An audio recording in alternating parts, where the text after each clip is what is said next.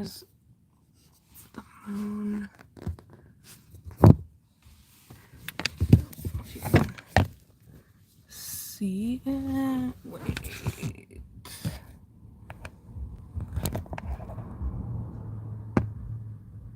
Yeah, see, like, it's right there. So I wonder if you can see it. You can't really see it from there. Damn. Well, oh well.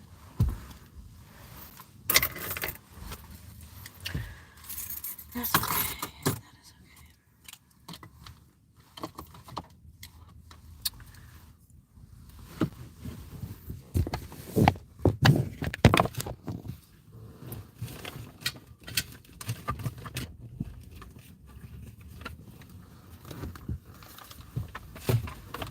try to see if I can lift it up so you can see the moon. Damn. It's like it needs to be like just a little bit higher, it seems like.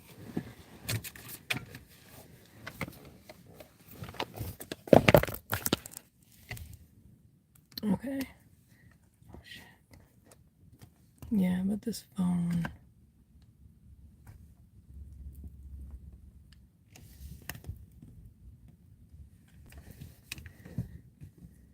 There. Oops.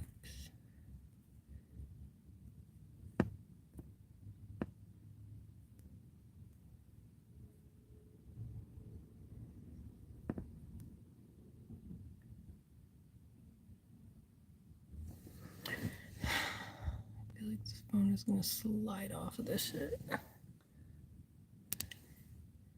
could be wrong.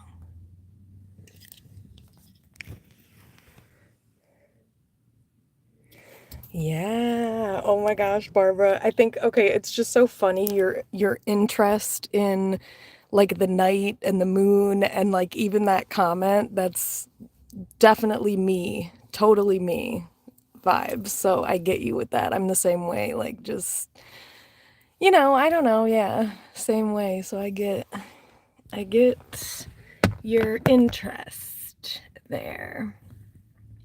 Isn't it pretty? Oh my gosh, you guys. Gorge.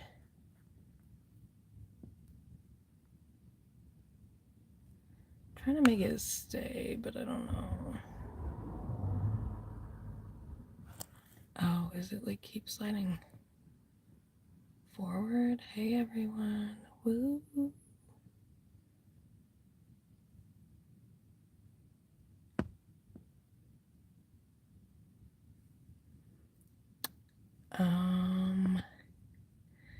Trying to get this baby to stay.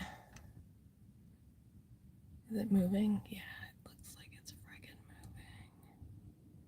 moving. Maybe. But yeah, the moon. What a beauty.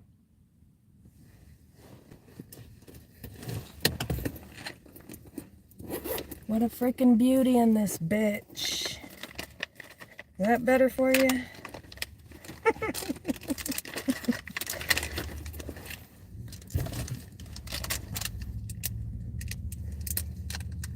Oh, wait, did I say what a motherfucking beauty in this bitch?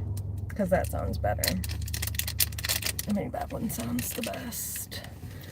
Okay, wait, I cannot. Okay, I cannot. I need to do more night. God damn, my eyesight is so bad. This is just, this is not good. And I'm like afraid. Oh, wait a second. Is this moon moving? Oh my gosh, you guys, I think it's moving. That is wild. So like it's moved. It moved down. I knew it. Did you guys notice that? It moved. The moon fucking moved within like a very short period of time. So, oh my God. Are you kidding me? I just had to put it on 3 stacks of tarot decks, like literally a second ago. How in God's motherfucking name Did that baby drop down there so quick? I don't know. Anyway, I'm a Cancer. I'm obsessed with the moon, so... And fuck you if you have a problem with Cancers. Love ya. Yeah, love ya. Sounds like a Cancer, right? Fuck ya and love ya. Motherfucker. Yeah. Anywho, good times. This moon, you know, it literally was... It's just cruising around the sky. Cruising? Yeah, it's cruising, folks. I use a lot of terms, like, as a joke, like, to make fun of. Like, I use terms that I don't actually use to make fun of. I mean, people do that, right? To, like, make fun of the term because it's really nerdy. You know what I'm saying? So, yeah. This moon has just been cruising all over the place. Segwaying, you know? Oh my gosh. What in the fudge? It's out of here. It's like, it's leaving. Oh my gosh, this is triggering my abandonment issues. Just kidding. Oh man. Yeah. Good freaking times, people. It's just great to spend time with, you know, your bestie, me, and just crack jokes, you know, crack jokes. And then crack up at them, you know, it's great to be in good company. And Barbara's here, great company as well. Hey, Barbara. What's happening? What is happening? Oh, did I even, you know what? I just realized I don't think I finished reading what you said. I need to do more nightscapes. I used to live in an industrial zone. Oh, wow. Okay. Okay, guys. I don't know how or why or what's going on, but my energy is... Positive energy is flowing and ain't shit gonna stop it, bitch. So try me. Yeah. Still not going to stop me. So, anywho.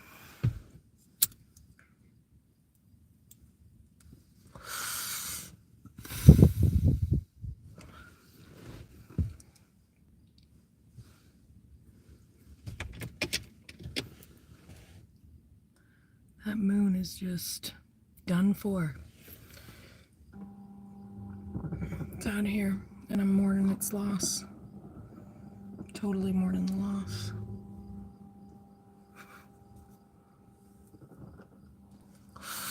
But anywho, you know, it's like, you know, I don't know. Don't know what I was gonna say, but I'm kind of like, wow, the moon's gone. Oh God.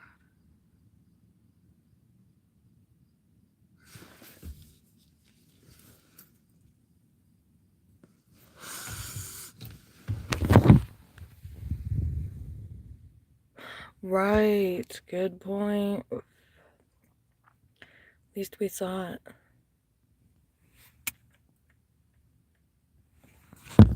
Big freaking exactly. Good point. I'm also gonna do a collective reading after this. You know, so yeah, Def's gonna do a collective. I'm thinking. Cause like I feel like I just have not been doing enough readings lately, so what I'm gonna try to do is split it up and do like I'm gonna try and do like a 1 hour reading for like the collective, and maybe like a 1 hour reading for Cancer. I've really been trying to make my readings shorter because I feel like I'll get more views more than likely if they're shorter, because nobody's gonna sit and watch a 3 hour reading. Not even me. I got halfway through and I said, okay, I'm done. So, and I only watch them to get a title for them, you know, create a title for them. And also just to see like how ridiculous the things I said were or weren't. Yeah.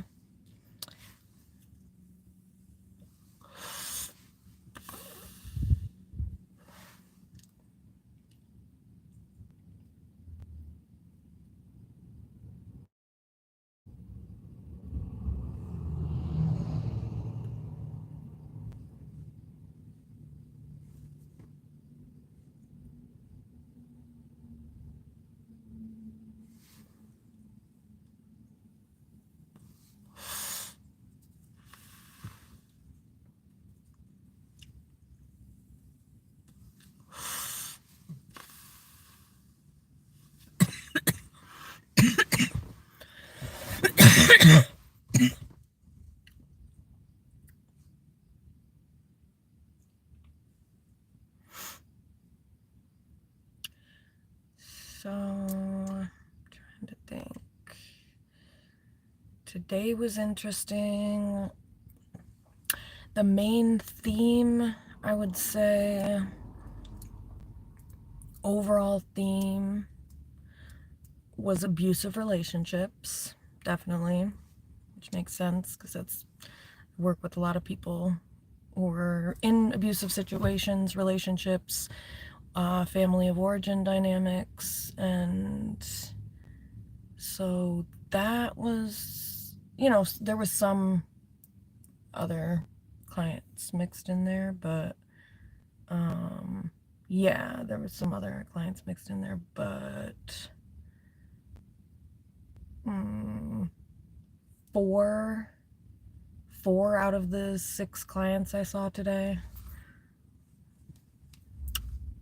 it was you know, centered around that, which I mean usually always is, but yeah, good day. Preached, listened, helped, validated some realities.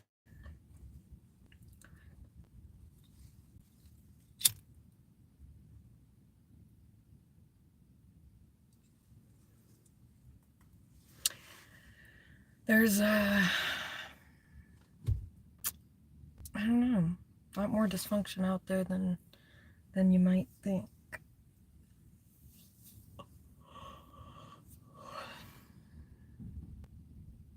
Dysfunctional mothers too. A lot of dysfunctional mothers. I mean, a lot of dysfunctional people, period, but yeah.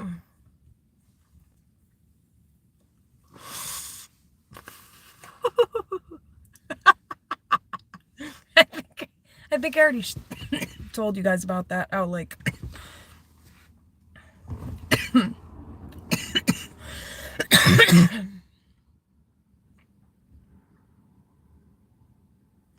how a mother, someone's mother, who exhibits quite a few traits of, you know, abuse. I'll just put it that way. Like, can't stand me. She can't stand me, and I love it. That's great. It means that I'm doing my job well. Because narcissistic people don't like when you expose them. And because when you expose them, then you free their victims. And so she doesn't like me because I'm helping to free somebody that she's brainwashed. You know? So.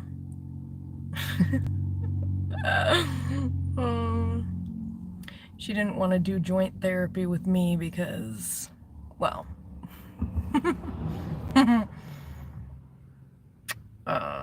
she's already been exposed, so. But,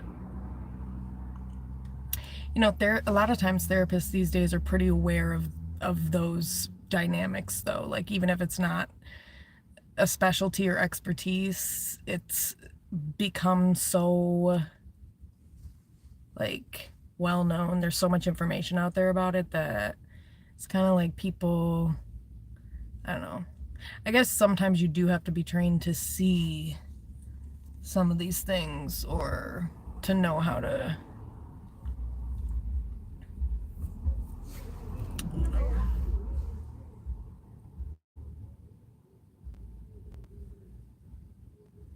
Is today Tuesday?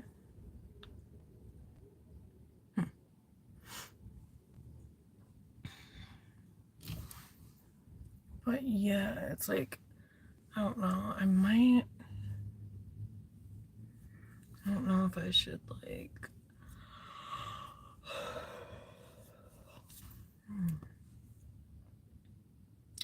do the reading now, or after this.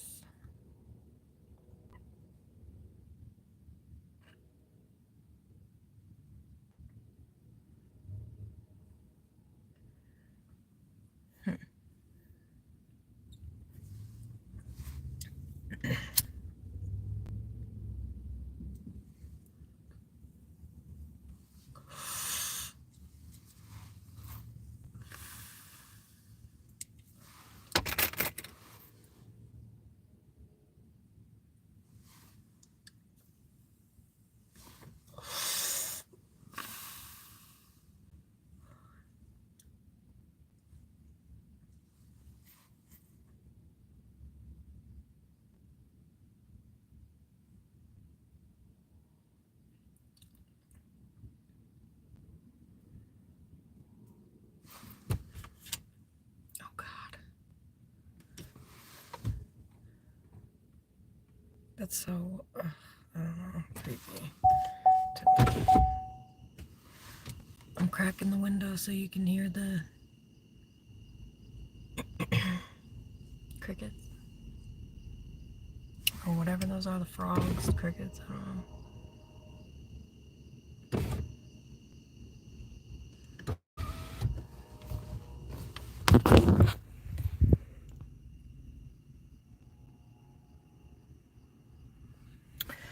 Yeah, yeah. There's all sorts of different reasons in certain people's circumstances. Some are minors and they have no motherfucking choice, unfortunately. And some are trapped with children. Yeah, so I hate to say trapped, but it is kind of a trap.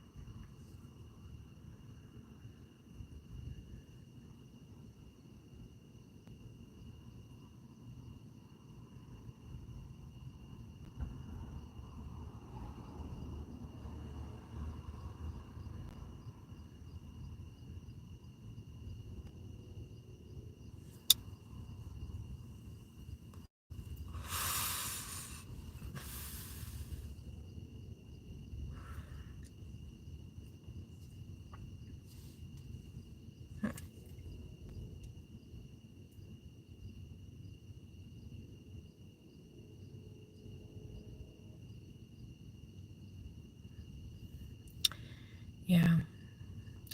Yeah, but I've been very at peace, and since I have, in the past few years, uh, distanced myself from certain people, it's like my face is glowing again. It's weird. It's like it's almost like the color was drained from my face, and now it looks like, yeah. So that's why it is important to set boundaries and protect yourself from low vibrational people, because you literally will glow different. It probably has something to do with like the nervous system being able to relax and having less stress, more joy, happiness, peace.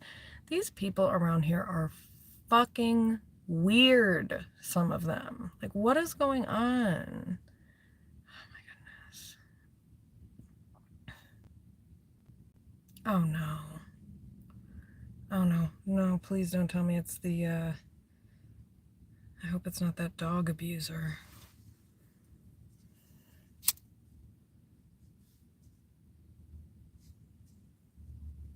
Kind of hope it's someone on heroin and they just start like drooping over. I'd feel a lot safer, you know. One time I saw a guy walking out here and he was so fucking strung out on heroin that he was trying to like play it off and pretend like he was like going for a vigorous walk.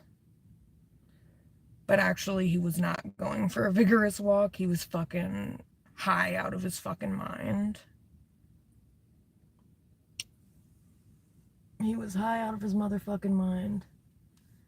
And he was so high that so again, he was like trying really hard and he like lifted his leg up on the bridge to like pretend he was stretching, and it was like he was strung out and he was like drooping over while stretching, and it's like I'm looking around, I'm looking at this guy like, guy, nobody is falling for this motherfucking act that you have going on, okay? Nobody's looking at you like, wow, this guy's, yeah, he's trying to do a real a real tough workout.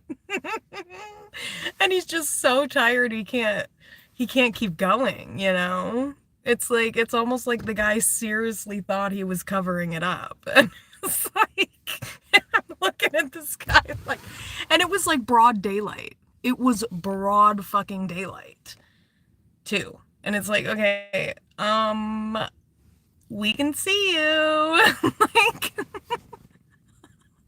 and I'm not like laughing at somebody having an issue with drugs. I'm just laughing at the fact that like humans, why do they do the things that they do to themselves? And then, and I mean, I'm sorry, it was kind of hysterical. Like, I don't really, that one's a bit tougher for me because I think addiction, even though it's a disorder, it's still at the end of the day is a choice. Every time you shoot up, hit up, it's still a choice. And so that's always been my thing with it. Yes, it's a disorder, but it's still your choice to take the drug. As long as you don't take the drug, you're good, right? But it's also like mental, there's also like some thought, obviously some issues with the thought processes of people who have substance use disorders and stuff like that. But so anyway, that's why for me, it's like, okay, I'm not going to sit there and, oh, poor guy. It's like, no, that poor guy can go to a clinic and get some motherfucking Suboxone now and get the fuck off the shit and just get high on the Suboxone. That's, I mean, it's a lot of times what happens when when people go off of heroin, they go on Suboxone. Suboxone's addictive, but it's just not deadly. Well, I don't know if it's deadly. Actually, I can't really tell you that. But I don't think so because that's what gets you off of heroin. But I still think it's like people get addicted to that. So, which also can make you like really sleepy.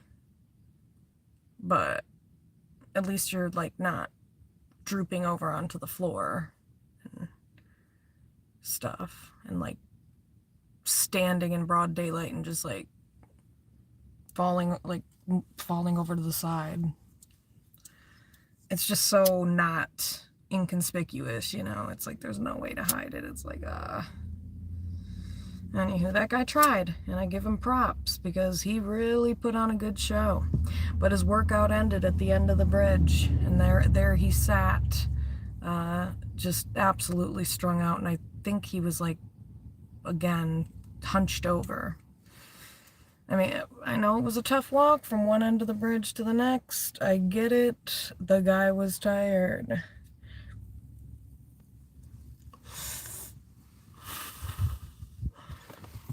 Just kidding. I'm just pretending that I bought into his whole fake narrative. But, oh God, these people, peeps just keep coming down here. Anyway.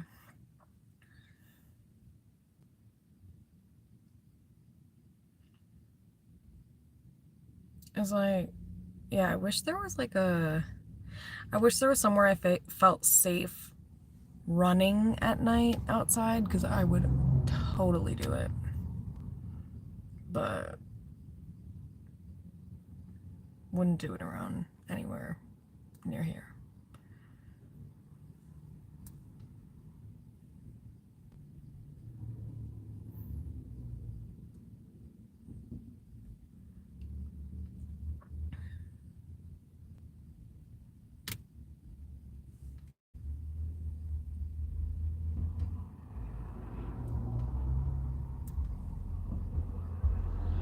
So, how are you doing tonight, Barbara? If you're still in here, what have you what have you been up to?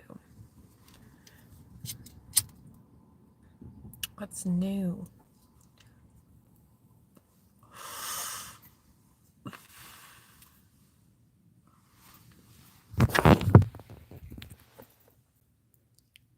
I used to love running at night. Yeah, see, running, I used to run at the gym a lot, and then I got stress fractures in my legs because I just stupidly ran too much and didn't give myself enough of a break, because it was just such a relief to have something to like calm my anxiety, and I just went overboard. But I'm trying to get back to it and like doing weights, not like big weights, but just like starting off small, I'm toning the muscles, toning everything. So, I mean, I don't know. All I know is that my aunt lived until she was 91, and she exercised every day. And so that's what I'm trying to aim to do. But sometimes if it's like really hot, that's less apt to stop me. The only thing that makes me hesitate sometimes about going and walking or whatever is like finding a place that's not. Sometimes I go to the next town over and stuff like that, because it's just like I don't know. I don't feel like you're safe anywhere, to be honest. But anywho, that's my biggest thing. And I would never want a gym membership or anything like that, because it's like I don't like people. So, or like I don't like, I wouldn't. Sorry, that's not entirely true. Like, I wouldn't want to spend my extra free times around peeps. I try to.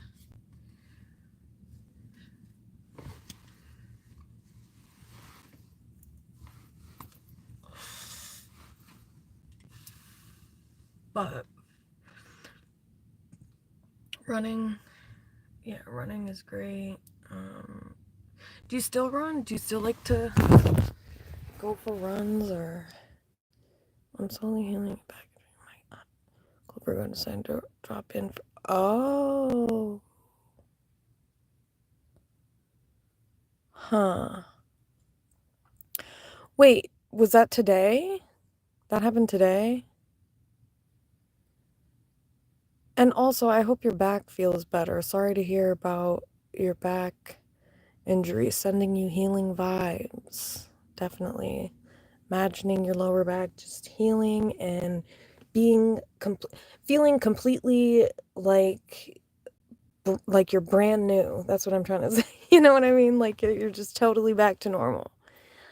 I do that with my clients sometimes. I like secretly throw in a like manifestation. I'm like, okay, well, I'm sending you healing energy and putting out that you blah, blah, blah, blah, blah. But then, like, with some of them, like I did that with a client that's a Cancer the other day, and I was like, we're both Cancers, so we just manifested the shit out of that. But I didn't say it like that because, well, yeah. I don't really cuss in my job like that. Unless it's like a special circumstance to try to emphasize something, and then that's where they're like, oh my gosh, in a good way. It's like, they're like, oh my gosh. And they like get the point. But like, obviously, it's in a very professional, pretending to be coy because I don't want to scare anyone. don't want to intimidate anyone.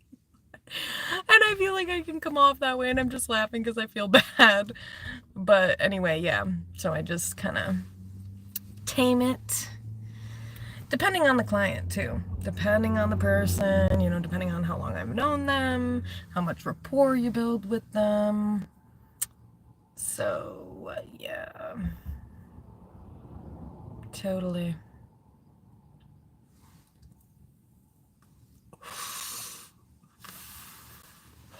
And then, like, I saw a client that I haven't seen in months, and I'm really glad she came back.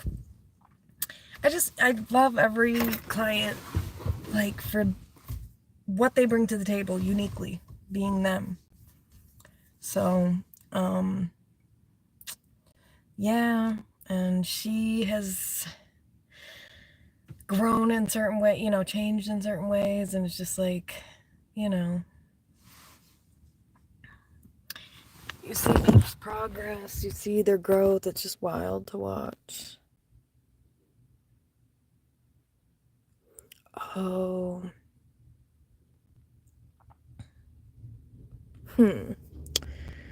Steroid shot. I'm trying to think. Do they have any other kind of like things like a steroid shot that you could get that might like help with that? Like, I don't know, like acupuncture or like,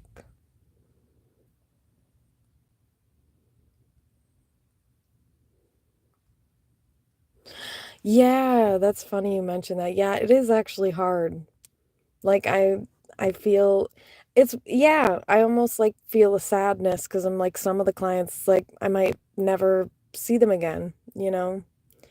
And I always think about them and like I wonder how they're doing or what they're doing, and I hope they're doing good. But yeah, it can be difficult. Yeah, I actually think about that a lot because I'm like, I like, you know, I don't know. You get to know someone and you get used to interacting, and then they're gone. No, I'm just kidding. Just kidding. I've had quite a few clients for years, but also like people that come back or have come back. Yeah. Yeah. I was happy to hear, or like, or I don't know what the right emotion is, but like, I was listening to something that was talking about how a big part of the healing, or like what makes the impact in therapy is like the therapeutic relationship and like the interaction and how safe the client feels and how like just I think it was something like that where it's like just the alliance that you create with the person. I'm very good at creating alliances with people because I care about everybody genuinely, so it's like it's just a natural, I have a natural drive to want to do that because I just have been put in a lot of like really not great positions, so I know what it feels like to suffer basically in a variety of different ways. And you know, what is this guy looking at? Weird. Fucking weirdo. That guy is like jealous of me that I smoke weed because like every time he walks, I think he's like mentally ill, maybe a little bit. Because like every time he walks by, like I think one time he walked by, and I just remember people by their walk and stuff like that. I don't even know that guy's face. I just know his walk. I know like he always carries that backpack. He always got a hat on. Anyway, one time he walked by and mumbled something about weed and always smoking weed or something about weed. And I genuinely feel like he's just like gel. I think he's gel.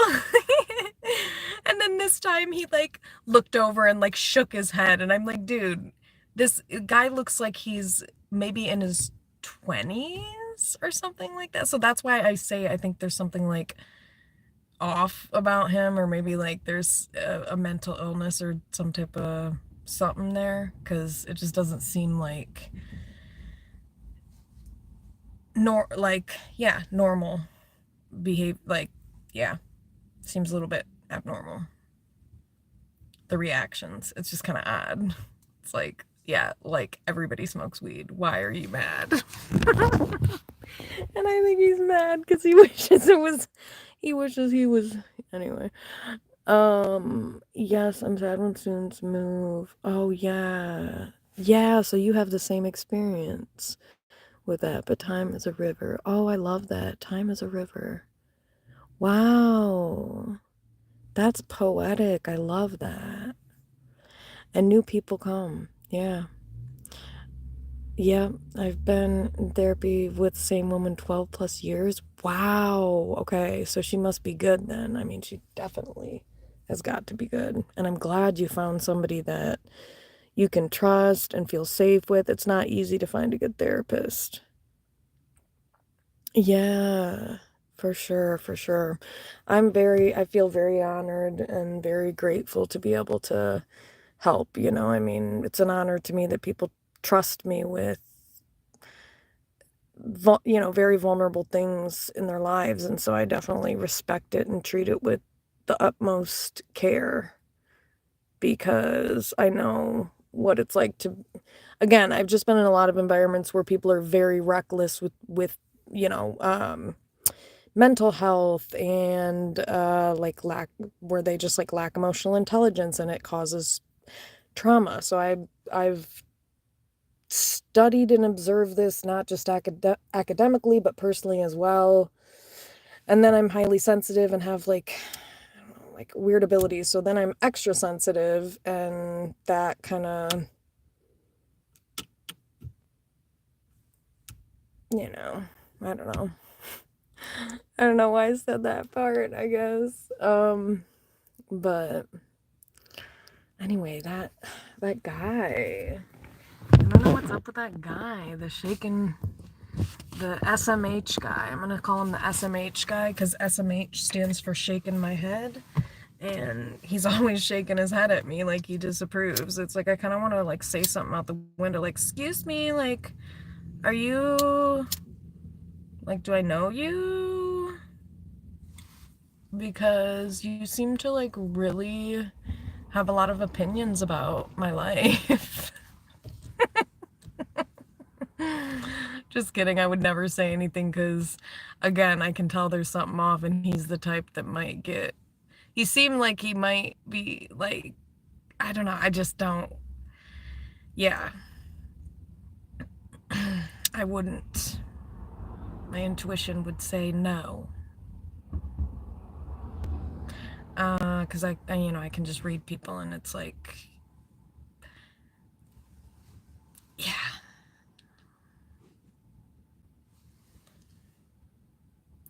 Because sometimes, like, anyway, like when you have mental health issues or if you have a severe mental illness, like I'm feeling like there's something surrounding like schizophrenia or something. Just because, again, I've worked with a lot of mentally ill people, and like he kind of has like the body movements and also like the whole like talking to himself, that like he's always talking to himself and stuff.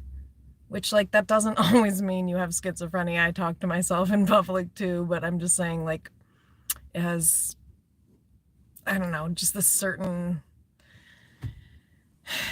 air to it. Anyway, I wouldn't want to frighten somebody that has a mental illness like that, and then they're paranoid already, and then it might make them, defensive, understandably so. So, I just feel bad for people.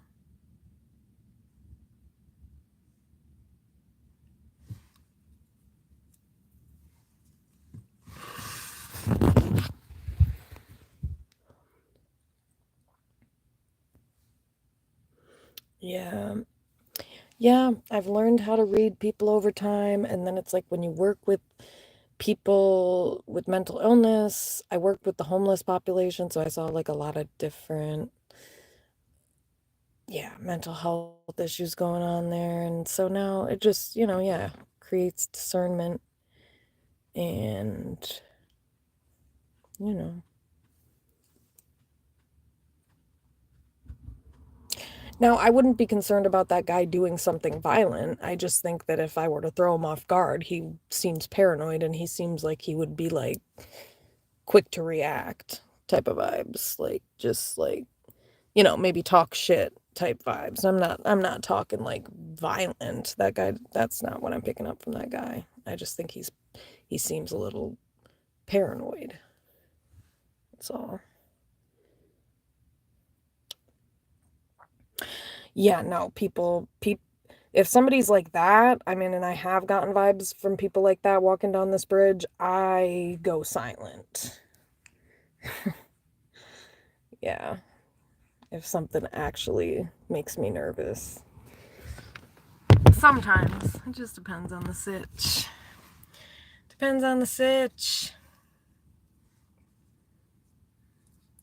But yeah. I think that guy just seems like he's like, I don't know. He's all, you know, I always see people walking by themselves too, which is interesting. I'm like, I feel bad for peeps. But you can't feel too bad. That'll get you in trubs.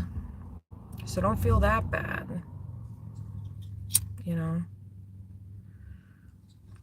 You can't get too friendly with peeps. If you guys have not seen the Amy Bradley documentary on Netflix, go check it out. That is an example, no disrespect, of getting too friendly and what happens when you get too fucking friendly.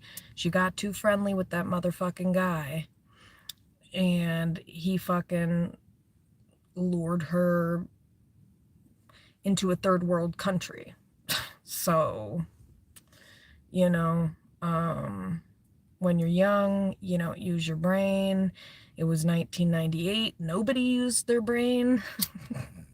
Like, I just feel like people were so naive back then. Like, yeah, let's just like go on a cruise to a third world country and just like get out by ourselves when we're 23 and with some random fucking guy that works on the boat. Ugh. Not in 1998. I don't think so. Because they can't fucking track you. How are they going to track you? The only records they had was the key card on the door. Ooh, cool technology. It's like that's what honestly ultimately kind of fucked her over, is the fact that back then you could sex traffic somebody so easily. You disappear off a cruise. Nobody's got a cell phone. Nobody, well, were there cell phones back then in 1998? I'm sorry, I was born in 1993. I don't think so at that point in 1998. I mean, there were, but they weren't like now. They weren't like, hey, like we're going on a trip. Let's take this with, you know, and like, call me. No, it wasn't like that. So they had payphones. She had to use a fucking payphone. So again, dumb as fuck idea. Well, they thought that she may have used a payphone, but again, 1998, the only thing they had was eyewitness accounts, which there were many. And many over the years too, which blows my mind. It's like, wait, I don't get it. When they sent, anyway, I don't want to give it away, but like, why didn't they track IP addresses? I'm confused. Again, was it like the period, like, because it was 1998? But like, I don't know. That's terrifying. That is terrifying. Because I think I went on a cruise for the first time in like 2005 or something like that. So that's kind of scary.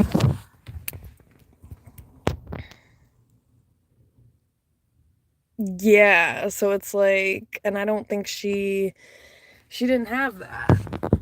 They didn't, you know, say that there was any indication that she had anything like that. And it's just like, that's scary. You're like disappearing on a huge fucking ship. You have no way to contact your family, but you're just like out roaming. That's just kind of scary to think about. Even though I kind of did that when I was on on a cruise. I mean, I kind of just like did my own thing, which is like crazy. I think about that and I'm like, oh my God. People were just so naive and dumb back in like the 90s and early 2000s. I just feel like people were kind of naive. They were naive skis, you know.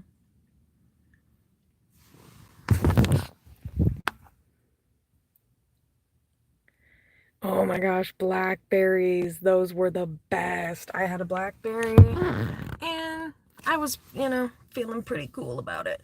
I had a blackberry. My first phone was the pink Razor, the pink Razor flip phone. That was my first phone at 13. Then at like 14, 15, I had a blackberry. It was my brother's, but my brother gave it to me and I was like, oh my God. It was fucking sweet and I wish I still had it. And it's like, I'm just like pissed thinking about all the stuff that I did not save. I would never go on a cruise ship again. Like, I think it is the fucking stupidest idea. And the reason I say that is after I watched the documentary, they were even talking on the documentary, like, about how there are no laws out at sea. You can go out to sea, push someone off the fucking ship, or kill someone and, like, go disappear into a foreign country and you can get away with it. Like, it's kind of dangerous because yeah, there are no laws out there. So it's not like they can call the police. They have to call whatever I guess whatever country they're in, it's like police force is from what I understood from the documentary, which is crazy. And then there's like no US embassy. They should have like a US embassy within the ship or something, you know what I mean? Like that's kind of crazy in 2025 that unless maybe they changed it, I don't know, because to me it's like they should have something like that. Like why don't they have like a couple police on the ship or something? I don't know. Yeah, isn't that fucking scary? Because you're not on American soil. Like you're not really on, oh my God. So like you're just basically the way the person described it is like you're your own country. Like you're your own floating country. You're in the middle of the fucking sea. And a country with no laws because it's not, you're not actually a country. So it's like you're just a random entity at that point, I guess.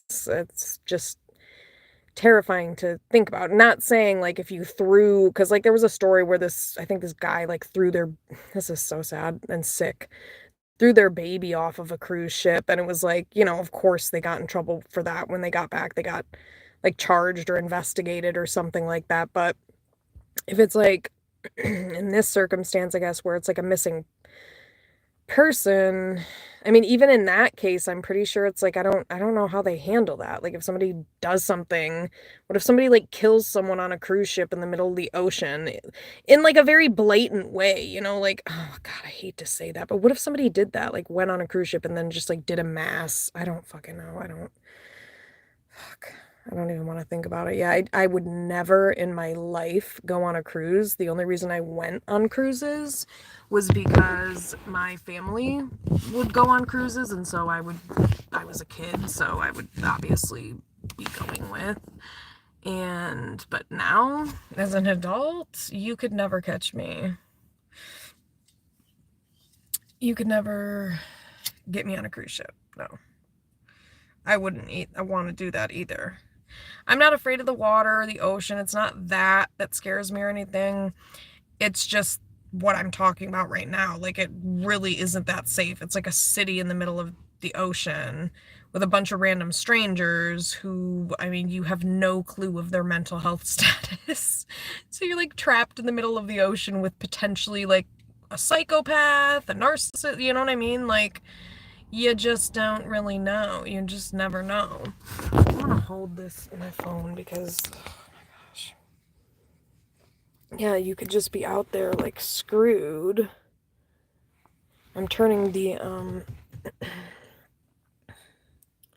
always crazy stories on cruise ships. They go overboard. Happens all the time. People get disappeared. Yeah, it's creepy. It's creepy. Okay, why is this person like, I just need to like move. I think I need to move because I'm really, that's why I don't like sitting over here, because it's just like there's too many random, random peeps that, okay, I'm gonna just move while I have the chance, because I just don't want to be right here, and I get tired of like, I get tired of like trying to be polite, it's like, dude, get on, or I don't know, but I'm turning around because I don't want to park there anyway.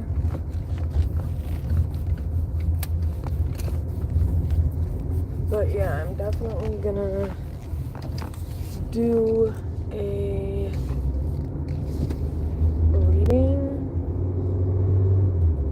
What in the actual fuck? Yeah, totally gonna do a reading. It's gonna rock. It's totally gonna rock. Oh my gosh, how is that a thing? That's really awkward. It's like, sorry, people. I think that's the person on the bike that I just like drove away from. And I can't parallel park. Oh God.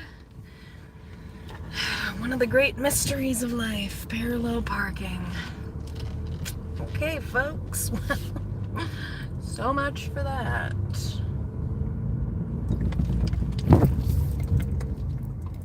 Good times. That was great. I really tried my hardest. But now I'm giving up. And I'm going in here to hide.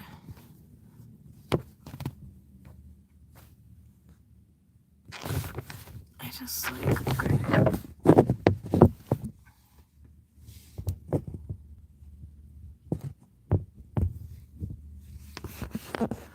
Oh, that's why I'm like, what is wrong with this?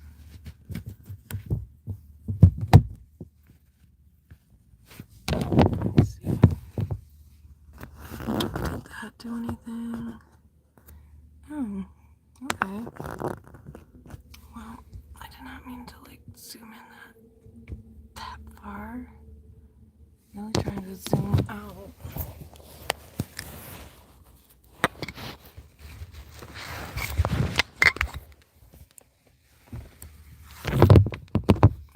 I did. Nope. Oh my gosh, that's like zoomed in even further. This is just killing me. Oh wait. Yeah, that's just creepy. You will never catch me on another cruise in this fucking lifetime. Oh, you liked the closer one? You like the closer up one? Yeah, that was kind of nice. But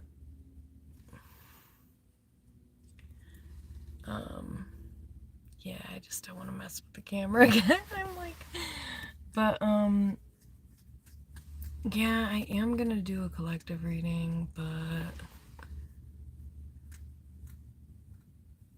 ooh, yeah, totally. You have the same tastes that I do. I know I said that earlier, but I just have to re-emphasize that because like I'm into all that too. Just like the night vibes, the mysterious, gritty, weird, not weird.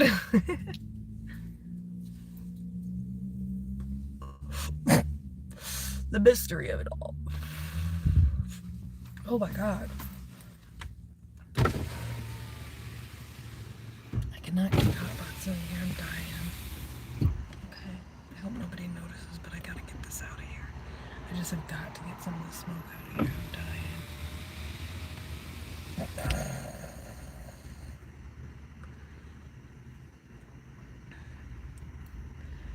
I'm really not trying to, call attention to myself, over here. Yeah, definitely, I get what you mean. Yeah, the nighttime is just so beautiful, peaceful.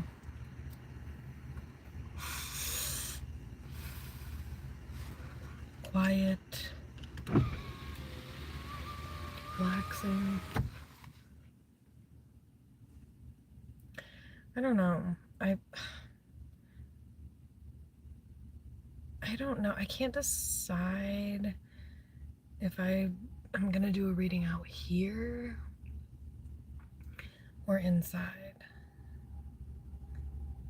my apartment. Like, I don't know.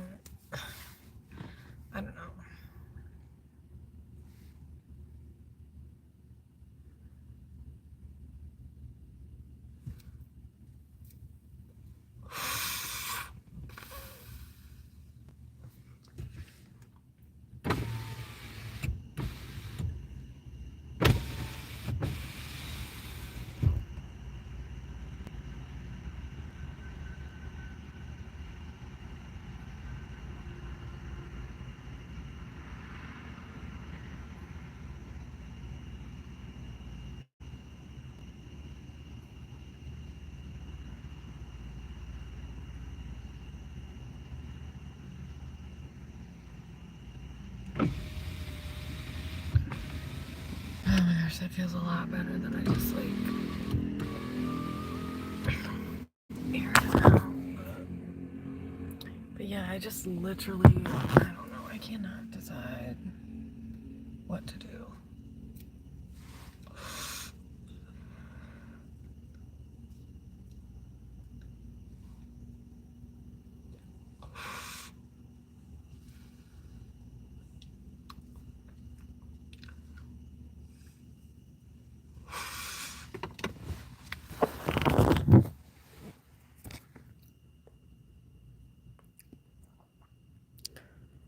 Yeah, I do. Do you? Oh, you said you're in Massachusetts, so yeah, I think you guys have trains, right?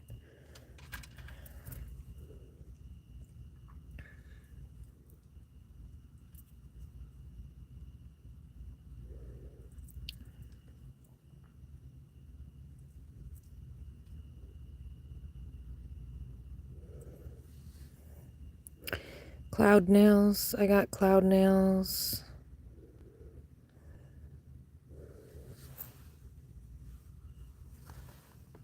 This time around.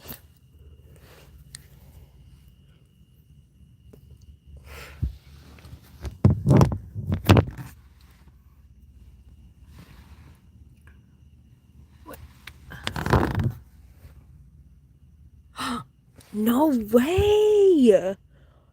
Okay, it's really weird you said that because for some reason I just randomly started thinking about my mom, which is kind of random for me because I don't talk to my mom. I mean, I think about my mom kind of regularly. But anyway, I was randomly thinking about her, and she was born in Chicago. So that's interesting because it's like I was kind of picking up on the energy. I was born in Chicago. I love hearing trains and oh yes, we have them here. Love those whistles. Yeah, it's like comforting. Definitely comforting. Yes, I'm in the Midwest area, and my mom grew up near Chicago, so I don't know where she was born, but I know she grew up in Wheaton. I don't know if you know where that is, but that's cool. Good vibes. I love Chicago. If I could move anywhere, I would move to Chicago. I know, isn't that wild? But also, like, I don't know, I like weirdly read people's minds and pick up on energy, so I guess it doesn't surprise me too much, but yeah, you have good energy, like, I don't know. I'm very sensitive to energy, like I've said, so it's like I am very picky about who I interact with. I also can spot a troll from like a million miles away. So it's like I just let the trolls hang themselves. Yeah. Because it's like normal people don't spam the chat. They just like say like, hey. Or, you know what I mean? Like, they do normal people shit. Oh, really? Okay. Did you grow up near there, or did you grow up like in Chicago, or like what? Yeah, whereabouts did you grow up? If you want to share, you don't have to because it's the internet and you can delete it after if you want, or you know, I can whatever delete the comments if you want me to. Because I'm private about, you know, stuff like that, but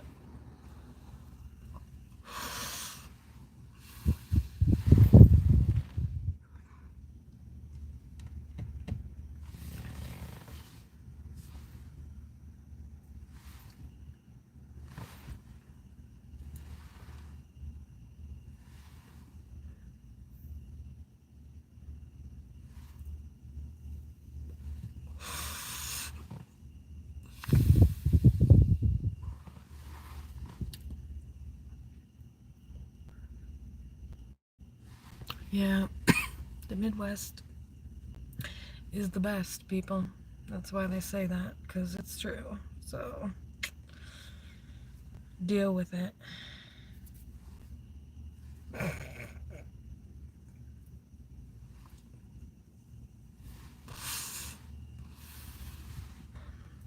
Haters gonna hate.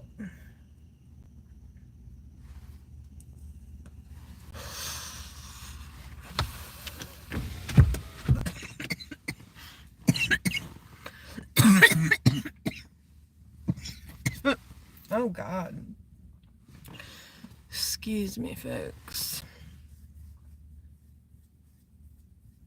What do you think about Wheaton, or what do you know? Do you know much about Wheaton? I don't know much. I only just remember going to my grandparents' house in Wheaton, and I was so young. I mean, actually, you know what? My first memory ever created, the first memory I remember having at around 2 or 3, was at my grandparents' house in Wheaton, Illinois. And my first memory was me laying down in the crib looking up at the blinds. And all of a sudden I kind of came to, and it's like, huh? Like, I literally remember this as a baby. Kind of like realizing that, like, that I existed. It was so strange. And then, like, I remember standing up in the crib and, like, just kind of, like, standing there, like, you know, kind of looking around, like, where the fuck am I? And, like, where is everybody? And then I think I might have, like, I don't know if I cried or, like, something, or maybe you know what, I might have, I don't know. No, I don't think I could have gotten out of that thing. I was small. Yeah, I was small. And I just remember, like, waking up and seeing the blinds and being like, whoa. Like, I didn't think that, but I just remember that feeling of, like, whoa, like, I'm here. You know, I don't know. It was interesting. It was very interesting. And I remember it very vividly, too. I remember standing, looking at the door, and yeah, it was weird. But memory is an amazing thing, and that's when your memory starts, is when you're about 2. So it's just insane. I remember my first memory, and I remember it, like, very, very clearly. Because I don't think I liked how I felt laying there looking at the blinds. I think I felt, like, trapped or helpless, kind of. Which is why I got up. Because I was like, I want to get out of here.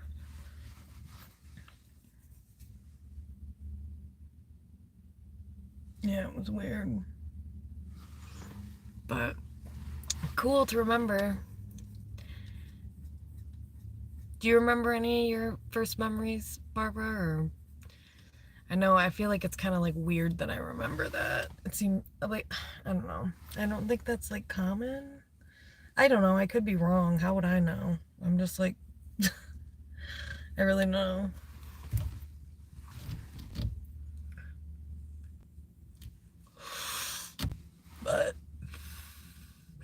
I do remember good times at that house. They had a pool in the backyard. They had a diving board. I remember like walking around, crawling around there. Yeah, it was real old fashioned, their house, but they had a big house. My grandma was like, I don't know, she grew up pretty richy. Like, I don't know. Yeah. I put the water hose in Dad's gas tank thinking I was helping. Oh my God, I love that was your first memory. It's interesting how I almost wonder, it's like if we think deeper into how that first memory for us relates to our life, or kind of how we can, because like for me, the meaning behind it, like I look at it as a theme throughout my whole life of like that's been my whole life, as like a series of awakenings and feeling trapped and like having to like kind of power through things, or like find a way to like, navigate out of the situation, kind of a thing. So it's like it kind of, that first moment does kind of have a hidden symbolism tied to kind of the theme of my whole life, which is like me going through many awakenings and discomfort and, realizing like, oh shit, what am I doing around this person? Or what am I doing in this situation? Or what do I have to learn in this? Or what, yeah. And then having to take action to heal. Yeah. Sure is. It sure frickin' is. And I keep thinking about how they keep saying it's like a soul school, and I want to watch that movie Soul again, because that movie Soul is kind of like, I use that kind of as like, that's how I imagine it now, and because it makes a lot of sense to me, because Earth is like a school for souls, and it's like where we come to incarnate mm, to learn, and to either to learn, like either to learn or to guide and learn, or and teach and learn, or all of it, I guess. But yeah, I think there's some people that are sent here to like learn and then teach and guide, and then I think sometimes there's people who are just sent here to learn because they're lower ranked as a soul, I guess. Like they're like karmic, very, very karmic, and they are kind of at the bottom of the totem pole. Like they have a lot of karmic debt, maybe from past lives, or, but then there's people that maybe are sent here to help others work through their karmic debts and learn as souls. Oh my gosh, check it out, Barbara. It's so good. It's a cartoon. And I think Eddie Murphy is like the voice of a character, unless, wait, that might be, wait, is that the same? Yeah, I think that is the same movie, but yeah, Soul, and it's a Disney movie. A series of awakenings. Well, if we are lucky, we do keep waking. It is like electron jumps. Yeah, for sure. And that's how it felt. My first memory, it was like I woke up. It was like, wait, what? Where am I? And so like I feel like that's kind of been my whole life of like going through a series of exactly what you typed. Series of awakenings. One after the other. One tower moment after the other. One lesson after the other.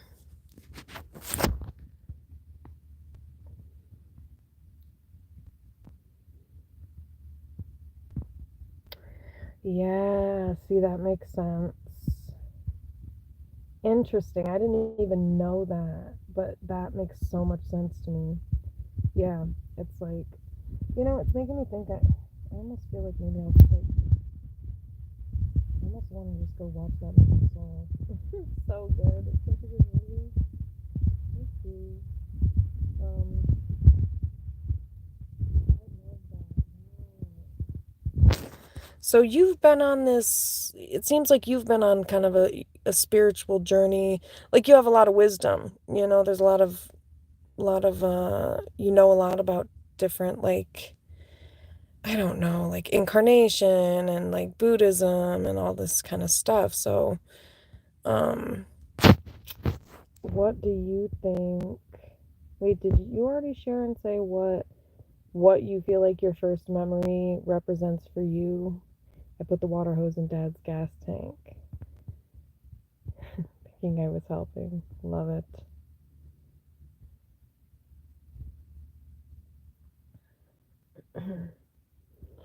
Yeah, see,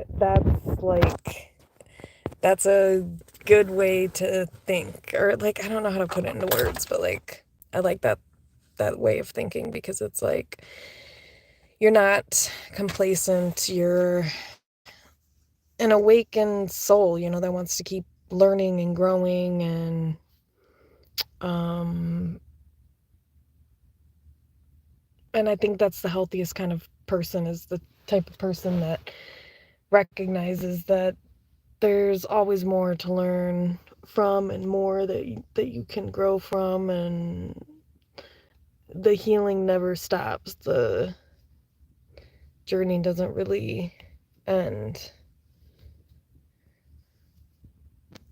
So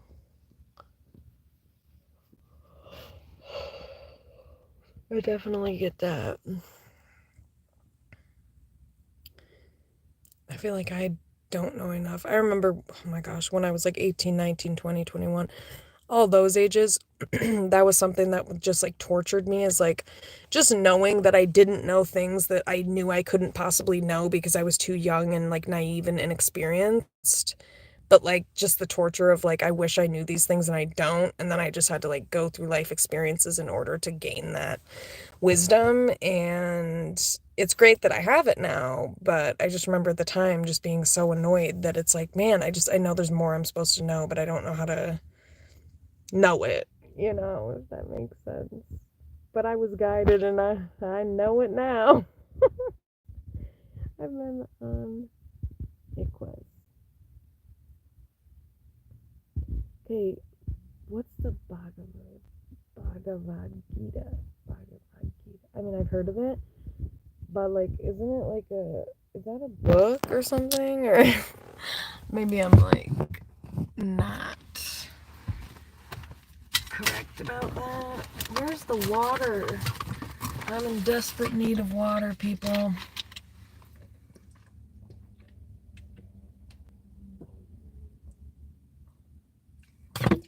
Wow. Drink lots of water, peeps. It's sending love to your body by doing that, and your body's gonna thank you.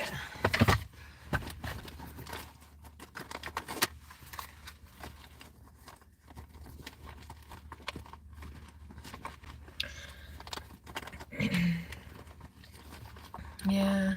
Wish I could go back to the early 2000s, 90s, and just live it up.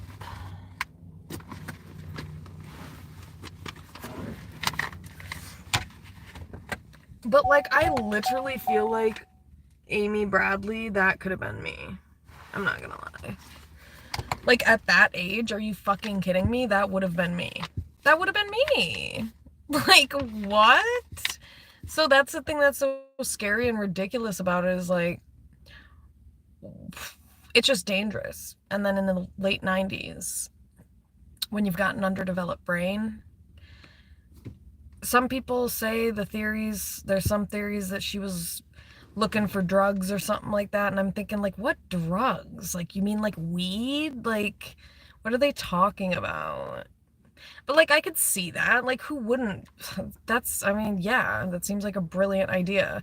I would think maybe more so Jamaica would be the place to go and look for some, to score some. Plus, Jamaicans are very friendly. You could still get caught up, but why in God's name Curacao? Do you guys understand, like, how like, I've been to Curacao before. It's kind of random. It's pretty. It's really pretty. But, like, it's like, it's an island in the Caribbean, and it's like, a lot of cruise ships go there. And I just feel like cruise ships are also like ample opportunity for crime again, because like you're stranded in the ocean, and then like you're traveling all over and you're going to different countries, and you could easily smuggle humans, and that's what happened to Amy Bradley. And it's like annoying that even at the end of the documentary they're like, we just have no clue what happened to her. And it's like they had like a multitude of evidence and clues that pointed to she was sex trafficked. She was definitely sex trafficked. They had like concrete proof. They had pictures. Like, what more do you... I would go down there and like hang out on the streets of Curacao and like Barbados, because she was like in Barbados, which that's just, yeah, to be in a foreign country at night like that, an American white girl, that's scary, man. I feel for her. That must have been like, anyway, scary. Just makes you more of a target. Oh my God. And then you're like, anyway, she was definitely sex trafficked. There's no doubt in my mind. None.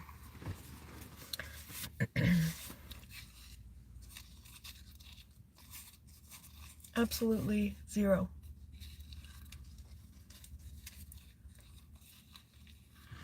And the guy that worked on the ship, he was involved.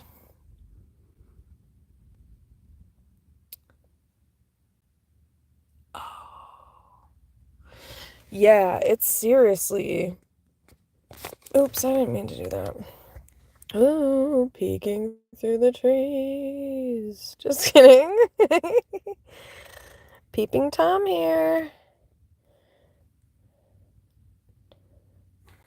Peeping Patty. You should so watch it. It was really good and creepy. Teaching about how to live, but sea life is a dream. Then you realize you can jump. Oh, wow. Yeah, I would so watch. And I would watch Soul and... Wait, what? Okay. Yeah, it's like... I don't know. Okay, also, this was crazy. One time I was in Puerto Rico, and, like, this guy... Like, my parents had been there, like, multiple times, and they, like, told us about this guy that they ran into that was, like, scamming people, and, like, he had this whole story of, like, oh my gosh, me and my dad, like, we just got mugged, like, we're on a cruise ship. Speaking of cruise ships, he had this whole spiel, right? So then we're, like, walking through the streets of Puerto Rico by ourselves, of course. Like, two not even teenagers. Makes sense. Anyway, random guy in a baseball cap who looks like he manually ripped his own shirt comes up to us and starts, giving us a spiel. And I said, oh, and I swear I was like 11 maybe. I was like, you're that guy. Yeah, you're the one who goes around scamming people. Yeah, we already know about you. You're lying.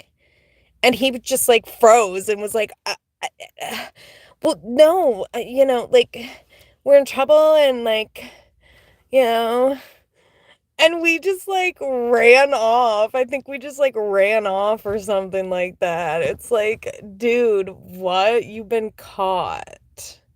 And it was hilarious because they literally had just told us about it. And then we ran into the guy like 20 minutes later on the streets of Puerto Rico, San Juan, Puerto Rico. Crazy. I was like, there is no way you are the same guy. Like, like it's you. Like, we've heard about you before. It's like, you might want to get a new scam, bub. Might want to get a new script. Yeah, I blew the fuck out of his cover. He was just staring at me like, shocked. Absolutely shocked. Shocked. Also, tell me why, like, we got some email of some, like, creepy, weird Jamaican guy. Like, what? I just realized this. Like, that is so beyond weird. The guy was, like, clearly a sexual predator, but at the time I didn't have the discernment, but it was fucking weird. He was like, yeah, email me. Grown man. Like, email you? Like, what are we gonna email about? Like, what? It was so weird. I have a lot of wild stories, interesting stories.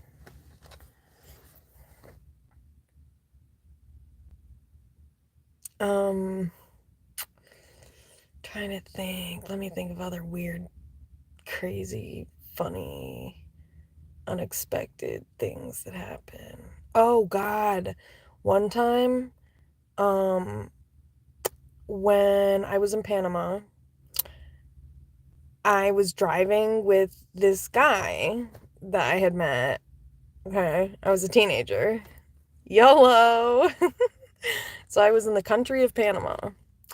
And oh, yes, I have angels because boy, I thought I was going to die this night because we're like headed to some like party. What am I doing? Headed to a party with a Panamanian guy I met. Um, we went, got in the taxi. All of a sudden, we're like going down this road and he like veers off into a field. And I'm like, oh shit, I'm dead. I'm dead. I'm about to be raped and killed right here. I start freaking out. I'm looking at him like, what's going on? Like, where are we going? In my broken Spanish. Where are we going? What are we doing? I panicked. He's like, oh no, it's okay. It's okay. No, he's just taking a shortcut. It's not. And I'm sitting there thinking like, I need to like jump out the car type shit. And that moment was so scary. Oh my gosh. A lot of close calls, people. Could have been a close call. But it wasn't. It was a shortcut. Woo! Then we got there and was that in Panama? That seems so... Yeah, I think that was. Because, like, we were dancing and singing, and I was a kid, so nothing inappropriate. I was a teen. It's not like I was doing anything inappropriate, so don't go there. But anywho, it was just like, yeah, good times. GTs. Yep. I pretty much make boyfriends. I mean, in the past. In the past, I pretty much made boyfriends almost everywhere I went. It's kind of awkward. Anyway, that was the past, folks. That's not me today. So, yeah. Not me today, folks. But back then, when I was a teenager, I mean, come on. YOLO. Kidding me? Yep.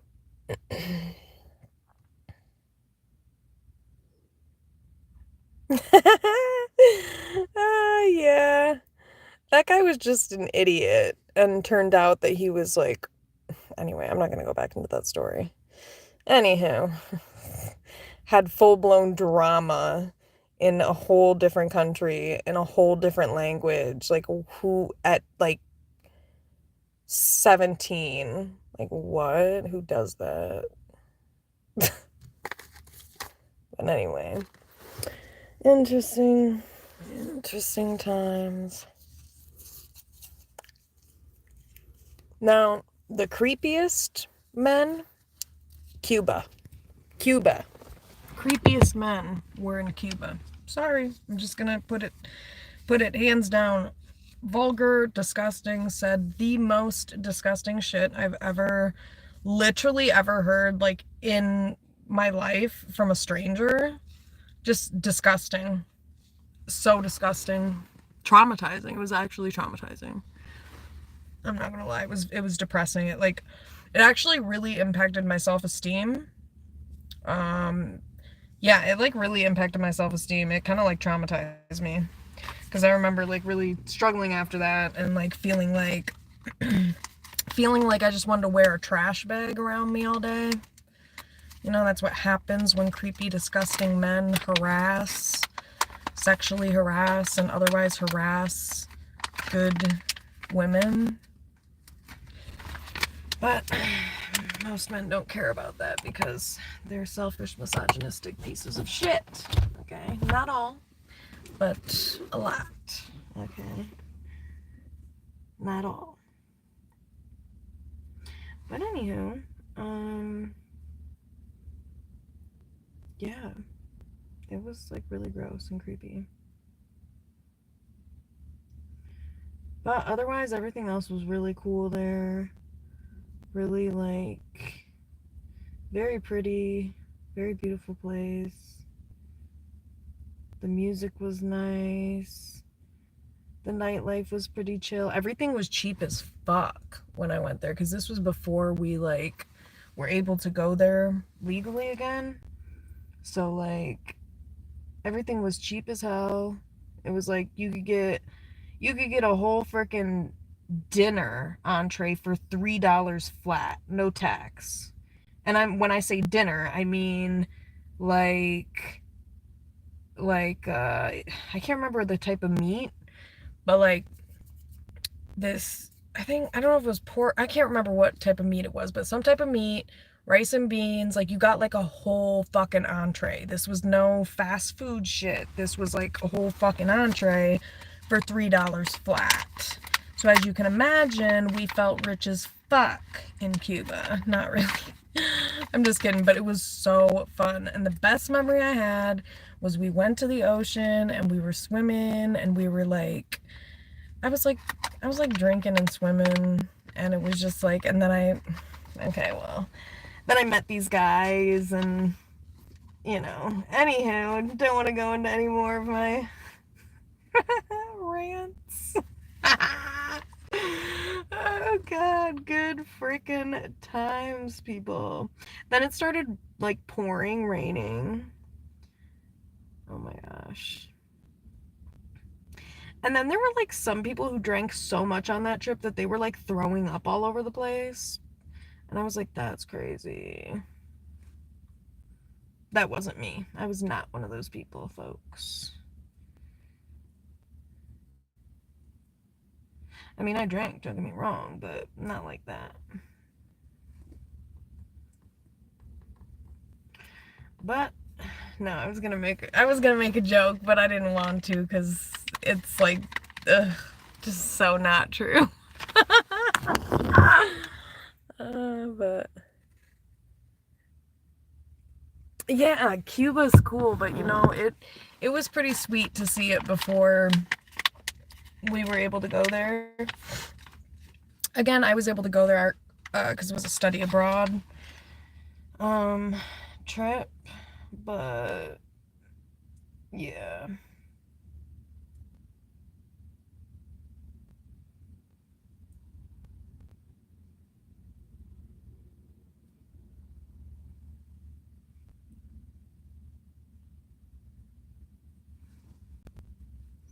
But yeah, it was like, I just really didn't like being harassed. And like, oh my gosh, it was like really fucking with me.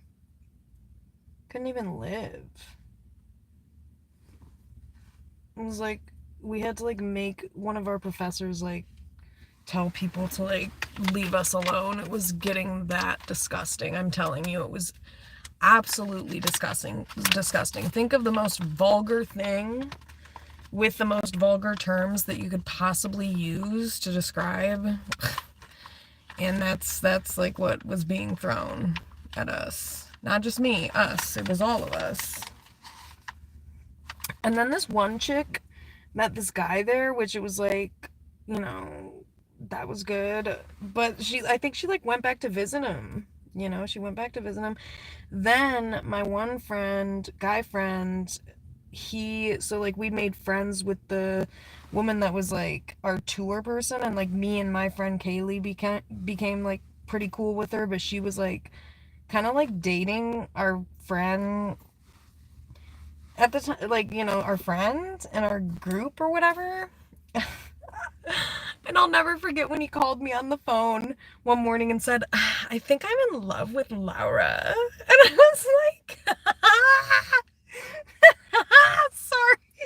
I was like, bro, I think you had sex with her. Oh, wait, no, is that what happens for guys or girls, that they do that and then they get it confused with being in love? Something like that, I can't remember.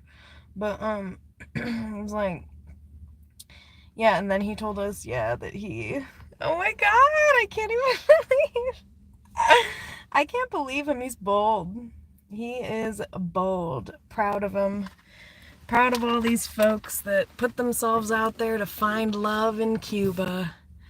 Cuba.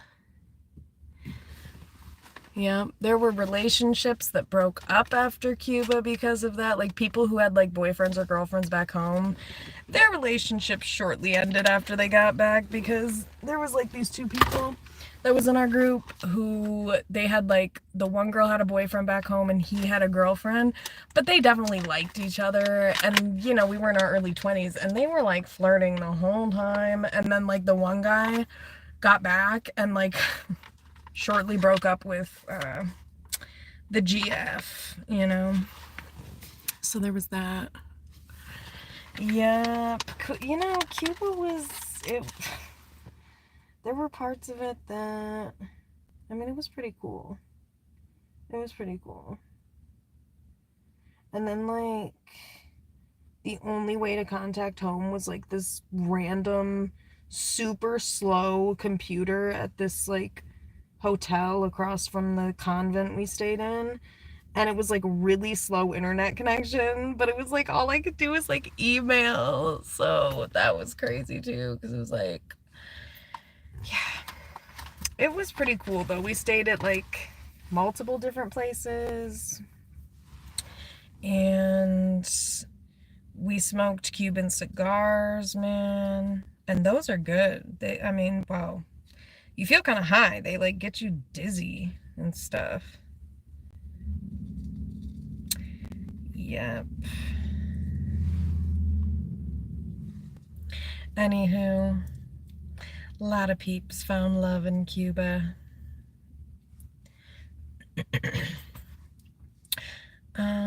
Yeah. Trying to think. I met a lot of friends on that trip. There was somebody who like who went to my high school that went on the trip, and it was actually like, it wasn't someone that I was like, you know, it was like someone I was an acquaintance with who I didn't know that much, who like didn't bother me at all. So it was kind of like, it was kind of cool to have like somebody I knew-ish. But then I made a bunch of friends, and the rest was freaking history, folks.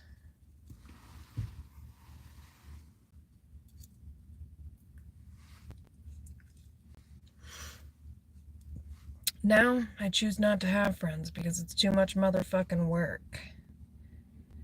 Yep.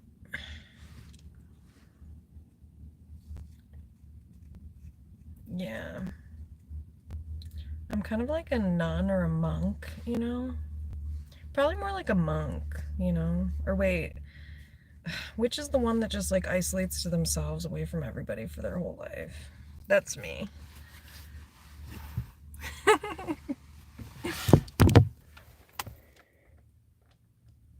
Oh, that's okay. Yeah, cigars are, yeah, it's not bad. That's okay, but nice talking to you, Barbara.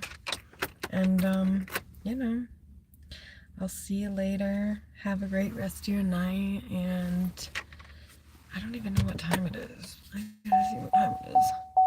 I'll probably go off of here.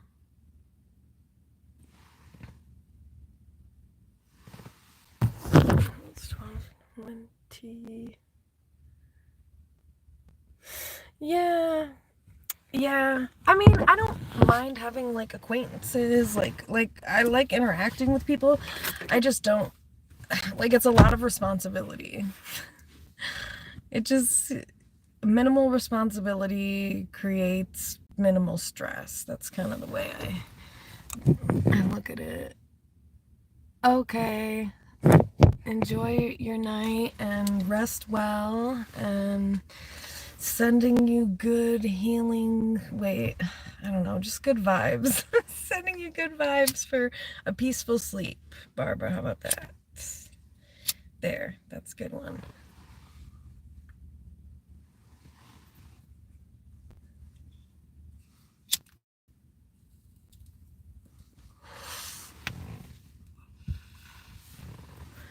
Yep. Okay, peeps. Okay.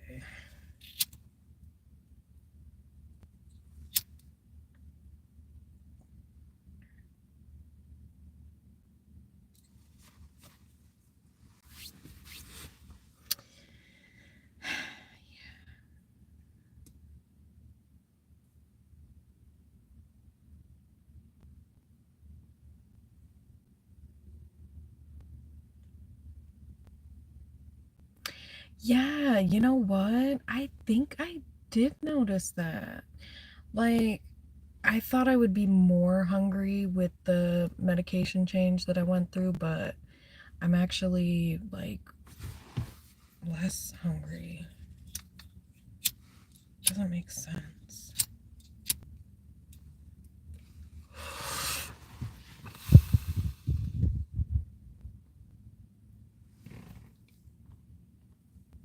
Yes, they do. And you know, sometimes some friendships are worth, it's not that they're not worth it.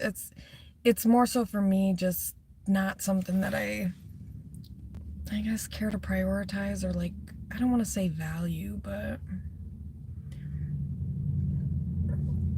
relationships can be tough sometimes. So.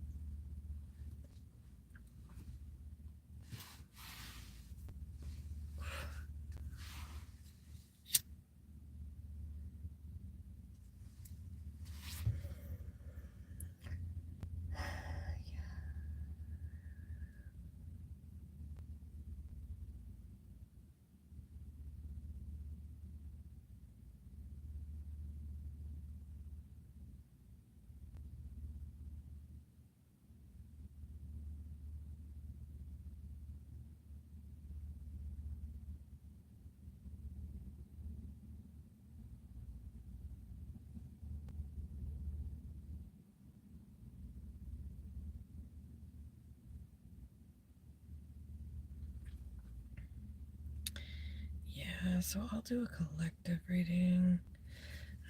I might get off of here and start shuffling now and get back on and do the